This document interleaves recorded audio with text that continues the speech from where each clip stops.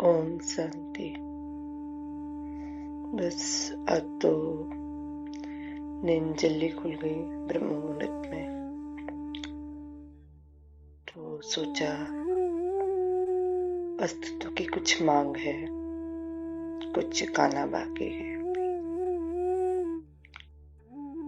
तो मैंने mobile on किया तो पिरामिड के ऊपर था।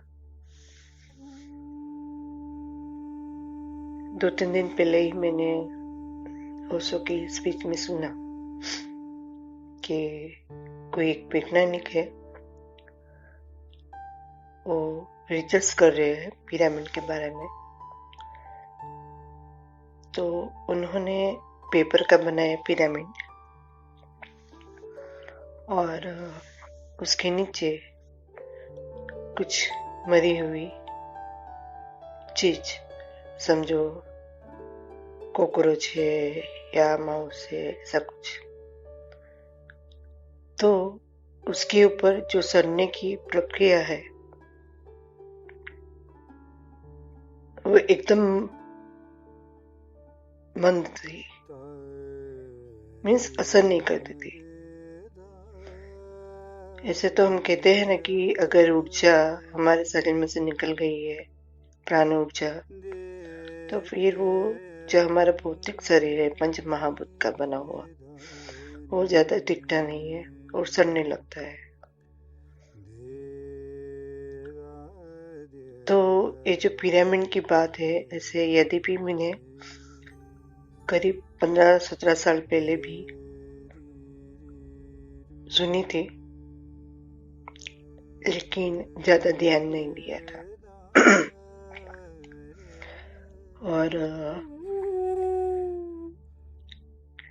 अभी तो सुनने में आया है कि जो हॉस्पिटल बन रहे हैं, नए आविष्कार होते हैं, बनाने वाले होते हैं, वो उनको जो किसी के ध्यान में आया है पिरामिड का बेनिफिट्स, तो फिर वो ऐसे यूज कर रहे हैं वो टेक्निकल पॉइंट का, कि जिससे जो हॉस्पिटल में मरीज है वो जल्दी रिकवर करने लगे। और कहते हैं कि जैसे हम कहते हैं ना कि एक सोने की जप करने की माला है, चांदी की माला है, स्फटिक की माला है, रुद्राक्ष की माला है, तुलसी की माला है, तो सबके बेनिफिट अलग अलग होते हैं।